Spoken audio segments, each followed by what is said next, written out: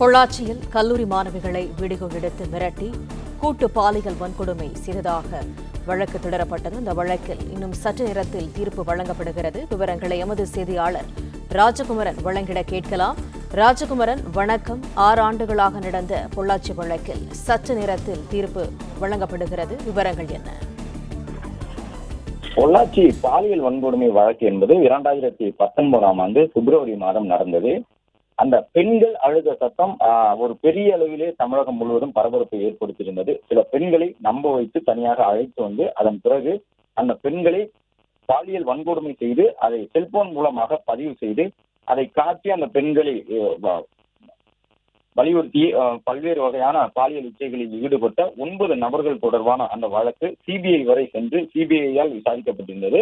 அதன் பிறகு அந்த பாதிக்கப்பட்ட 8 பெண்களும் நேரடியாக நீதிமன்றத்தில் ஆஜராகி சாட்சியமும் அளித்திருந்தார்கள். தங்கள் மீது இந்த பாலியல் வன்கொடுமை செய்த நபர்கள் யார் என்பது தொடர்பாக பாதிக்கப்பட்ட பெண்கள் சாட்சியமும் வழங்கியிருந்தார்கள்.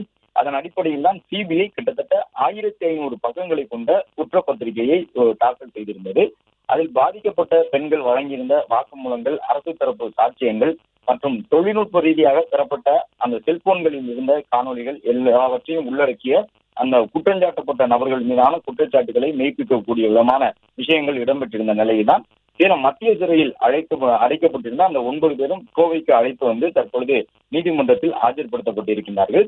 பொள்ளாச்சி பாலியல் வன்கொடுமை வழக்கு என்பது திருநாவுக்கரசு, அபரிராஜன், வசந்தகுமார், சதீஷ், மணிவண்ணன், சரண்பால், பைக்கு பாபு, அருளானந்தம், அருண்குமார் என்று 9 பேர் இதில் ஈடுபட்டிருக்கின்றார்கள்.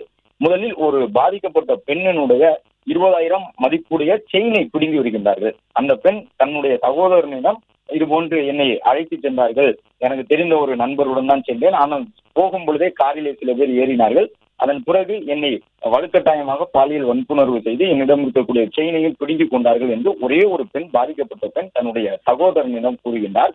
அதன் பிறகு அந்த நபர் குறிப்பிட்ட அந்த 2 இளைஞர்கள்